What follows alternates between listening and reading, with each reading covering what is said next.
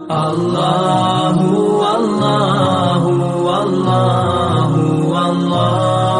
اللہ اللہ الحمد للہ وکفا وسلام علی عبادہ الذین اصطفى اما بعد فاعوذ باللہ من الشیطان الرجیم بسم اللہ الرحمن الرحیم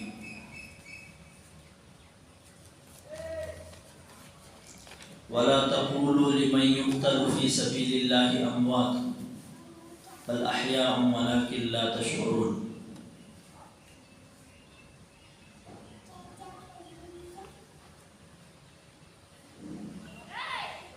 قال النبي صلى الله عليه وسلم الصحابة كلهم عدو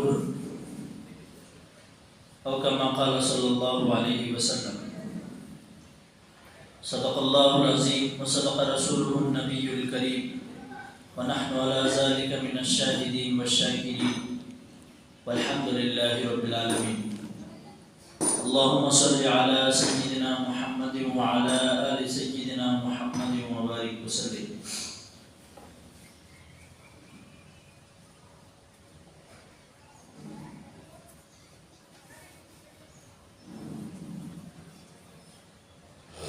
سامعین محترم، عزیز دوستوں اور بزرگوں اور دینی بھائیوں،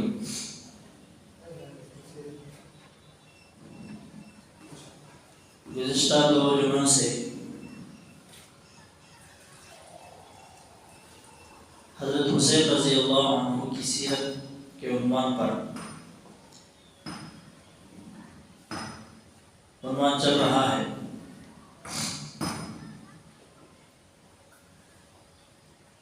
اور اس کا یہ آخری سلسلہ ہے.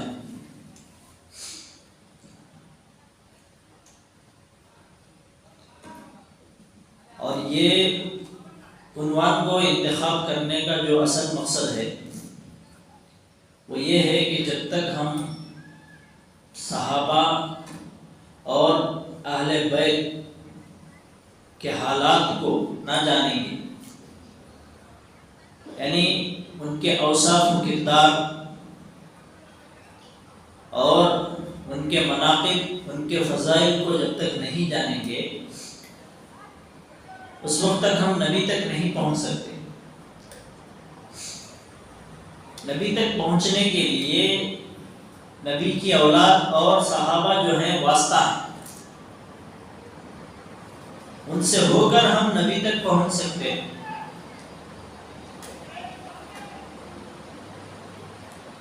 ان کے بغیر نبی تک پہنچنا ناممکن ہے.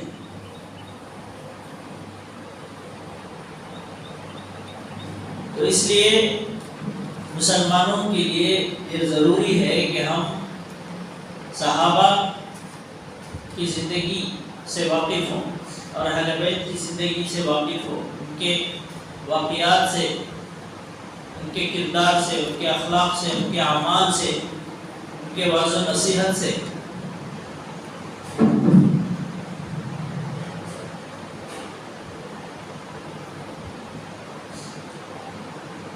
جیسا کہ آپ حضرات کو معلوم ہے کہ حضرت ابو بکر اللہ کے نبی صلی اللہ علیہ وسلم کے دنیا سے تشریف لے جانے کے بعد حضرت ابو بکر رضی اللہ عنہ خلیفہ بنے، پھر اس کے بعد حضرت عمر بنے، پھر اس کے بعد حضرت عثمان بنے، پھر اس کے بعد حضرت علی بنے. حضرت ابو بکر، حضرت عمر اور حضرت عثمان کے دور تک اسلام کا دارالحکومت یعنی اسلامی دارالحکومت کا جو مرکز تھا، یعنی capital centre of the government, یہ جو تھا یہ مدینہ تھا. لیکن حضرت علی رضی اللہ عنہ کا دارالحکومت کوفہ میں تھا. تو اکثر لوگ حضرت علی پر یہ اعتراض کرتے ہیں کہ جب دارالحکومت اللہ کے نبی نے نہیں بدلا، حضرت ابو بکر نے نہیں بدلا، حضرت عمر نے نہیں بدلا، حضرت عثمان نے نہیں بدلا، تو حضرت علی کو کیا پڑی تھی کہ وہ جو ہے دارالحکومت کوفہ میں بنایا، جہاں پر جس کے اطراف و اکناف میں کربلا کا میدان ہے، وہیں حضرت حسین رضی اللہ عنہ کی شہادت کا سانحہ پیش آیا۔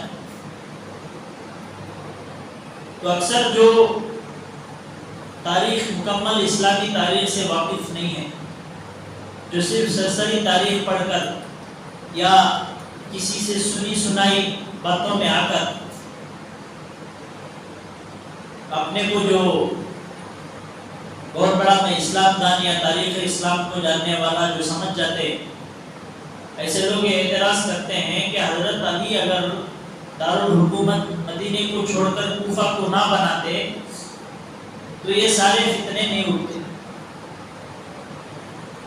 حالانکہ آپ کو معلوم ہونا چاہیے کہ حضرت عمر اور حضرت ابو بکر رضی اللہ عنہ کے دو خلفاء جن کے دور میں بہت کم فتنے پیدا ہوئے، لیکن حضرت عثمان کے دور میں بہت زیادہ فتنے پیدا ہوئے، اس لیے کہ حضرت عثمان رضی اللہ عنہ جب خلیفہ بنے تو بعض لوگوں کا یہ ارادہ تھا کہ حضرت عمر کے بعد حضرت علی خلیفہ بنے، عثمان نہ بنے، عثمان کو نہ بنایا جائے۔ تو ایسے جو فتنہ پرور لوگ تھے انہوں نے بہت فتنہ کیا، اور یہاں تک کہ حضرت عثمان رضی اللہ عنہ کے گھر کا محاصرہ کر رکھا۔ اس وقت حضرت ابو بکر صدیق رضی اللہ تعالی عنہ کے بیٹے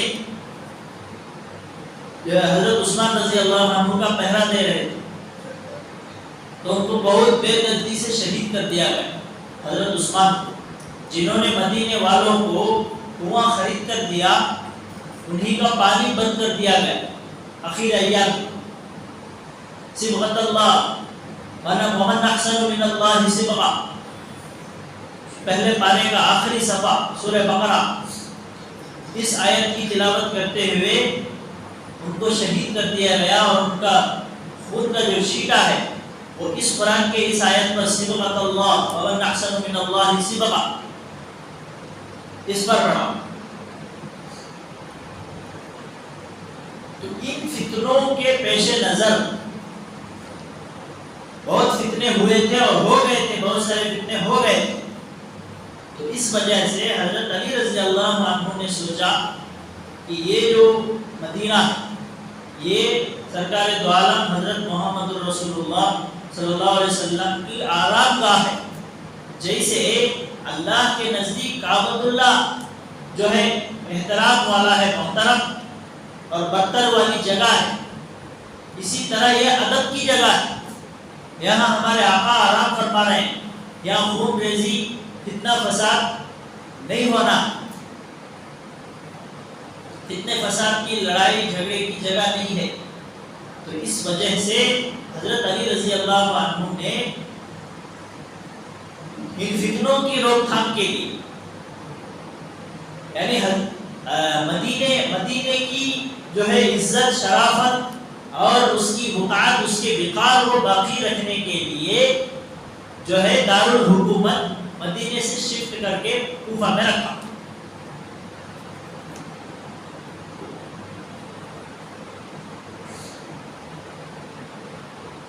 حضرت صدیق اکبر 2.5 سال خلیفہ رہے، حضرت عمر فاروق 10 سال خلیفہ رہے، حضرت عثمان غنی 12 سال اور حضرت علی 5 سال خلیفہ رہے۔ یا میں آپ کو اس لیے بتا رہا ہوں کہ جب بھی واقعہ شہادت آتی ہے تو وہاں پر اکثر لوگوں کا جو گمان ہے، خیال ہے، وہ حضرت امیر معاویہ کی طرف جاتا ہے، اس لیے کہ جس کے اشاروں پر حضرت حسین رضی اللہ عنہ کو شہید کیا گیا وہ یزید تھا، اور یزید کون تھا؟ حضرت امیر معاویہ کا بیٹا تھا۔ سوشل میڈیا پر ایک جو ہے اپنے آپ کو اسلامی اسکالر بتاتا ہے، مرزا غلام احمد جہلمی کیا ایسا کچھ ہے نام اس پڑوس ملک کا، وہ لوگوں کو اس ٹاپک پر یہی بہکاتا ہے اور دن رات حضرت امیر معاویہ پر یہی پکتا ہے کہ حضرت امیر معاویہ ہی نے یہ سب کیا تھا، کرایا تھا، فلاں تھا، فلاں تھا۔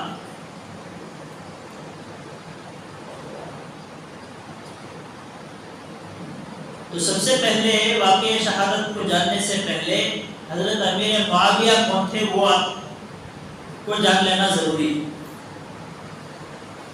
یہ چار جو خلفاء ہیں، بڑے بڑے خلفاء، ان کی حکومت 2.5 سال، 10 سال، 12 سال، 5 سال میں سمٹ کر رہ گئی، لیکن حضرت امیر معاویہ رضی اللہ عنہ جو حضرت علی کے بعد خلیفہ بنے، حضرت علی سے پہلے جب حضرت عمر فاروق رضی اللہ عنہ خلیفہ بنے، اس وقت سے یہ ملک شام کے گورنر تھے۔ اگر وہ بھی ملا لیا جائے تو کل 40 سال بنتے ہیں کہ خلافت کے۔ اگر وہ دور گورنر کا دور بھی اگر ملا لیا جائے تو کل ٹوٹل کتنے بنتے ہیں؟ 40 سال بنتے ہیں۔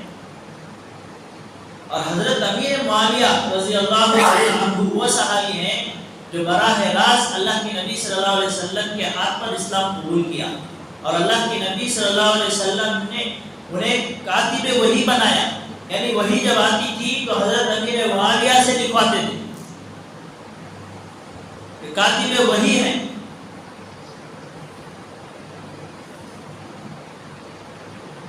اصل میں صحابی جو ہے یہ امت میں انبیاء کے بعد سب سے بڑا درجہ رکھنے والے ہیں،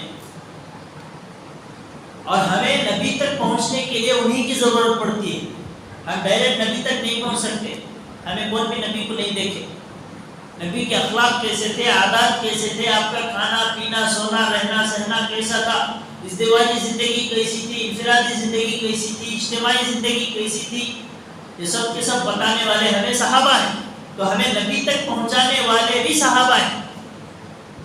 نبی تک پہنچنے کے لیے ہمیں صحابہ کا واسطہ لینا پڑتا ہے، اس کے بغیر ہم نبی تک نہیں پہنچ سکتے۔ اور اللہ کے نبی نے فرمایا کہ میرے جو صحابہ ہیں یہ ستاروں کے مانند ہیں، ان میں سے جو تم کسی کی بھی اتباع کرو گے، کسی کی بھی پیچھے چلو گے تو تم کامیاب ہو جاؤ۔ کسی صحابی کے بارے میں برا پہلا کہہ کر وہ خود اپنا ایمان خراب کرتا ہے، اسے حاصل ہونے والا کچھ نہیں ہے۔ اب رہی بات یزید کی تو اس کا معاملہ اللہ کے حوالے، اب اس کی کیا سزا ہے؟ وہ جو اتنا بڑا گناہ کیا ہے کہ اہل بیت کے چراغ کو اس نے گل کیا، یہ اللہ کے حوالے، ہمارے اختیار میں تو نہیں ہے، ہم اس دور میں زندہ تو نہیں تھے۔ تو خواہ اس واقعے کی وجہ سے صحابہ پر کیچڑ اچھال کر اپنا ایمان خراب کرنے کے علاوہ کچھ حاصل ہونے والا نہیں ہے، جبکہ یہ بڑے بڑے جلیل و قدر صحابی میں ان کا شمار ہوتا ہے۔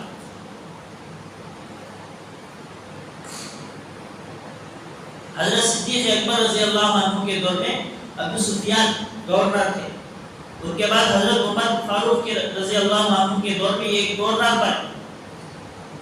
اگر حضرت امیر معاویہ عادات و اخلاق کے اعتبار سے اگر علوم الفرض نعوذ باللہ اللہ جو ہے اللہ ہمیں معاف کرے، اگر اخلاق و کردار کے اچھے نہیں ہوتے تو یہ چیف جو خلفاء جنہوں نے گورنر کے لیے منتخب کیا اور اپنی پوری دور حکومت میں ان کو معزول نہیں کیا، ان کو کیا پتہ نہیں تھا کہ ان کے اخلاق کیسے ہیں، عادات کیسے ہیں۔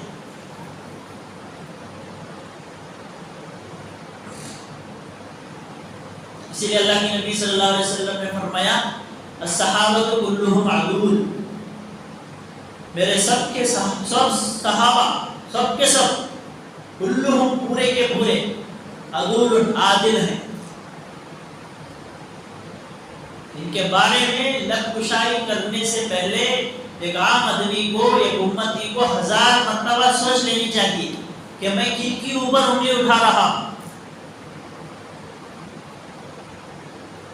اگر انسان ان کے اوپر انگلی اٹھاتا ہے تو گویا کہ بل واسطہ وہ نبی پر انہیں اٹھا رہا، کیونکہ انہیں جو صحبت ملی ہے نبی کی صحبت ملی ہے، اور نبی بہت بڑی چیز ہوتی ہے۔ اللہ تعالیٰ تمام انسانوں میں سے انبیاء کو چنا، اور پھر تمام انسانوں میں ان انبیاء کی صحبت کے لیے جب لوگوں کو چنا، ایسے چنندہ لوگوں میں صحابہ ہیں، اور انبیاء کے بعد سب سے بڑا درجہ ہے ان کا، جنہوں نے اپنی جان اور مال، عزت، آبرو سب اللہ کے لیے، اللہ کے رسول کے لیے، اہل بیت کے لیے قربان کیا، سب کچھ لٹایا، دن رات انہوں نے نبی کے لیے، نبی کی تحفظ کے لیے، نبوت کی تحفظ کے لیے کھنڈے سے کھنڈے ملا کر کھڑے رہے۔ جب آپ پر کوئی تیر برستی تو صحابہ آپ کی حفاظت کرتے،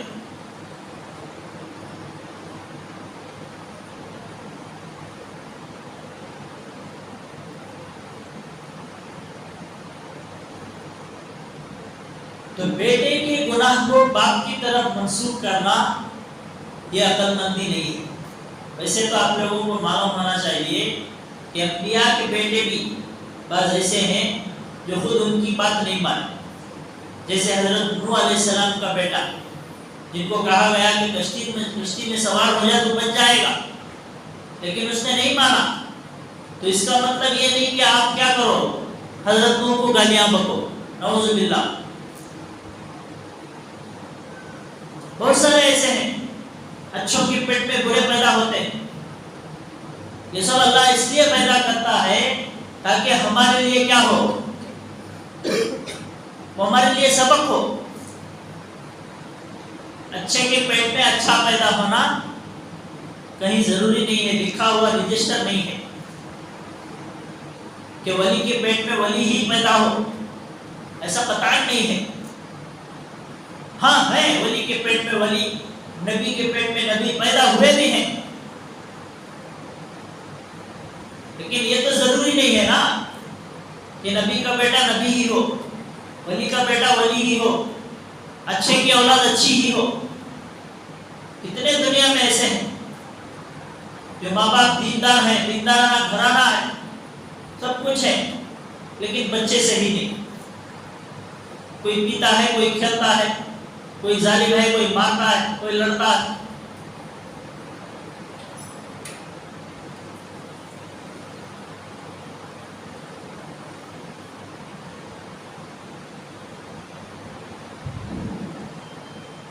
تو میرے ہاتھ واقعہ لمبا ہے، میں آپ لوگوں کو شارٹ کر کے بتانے کی کوشش کر رہا ہوں۔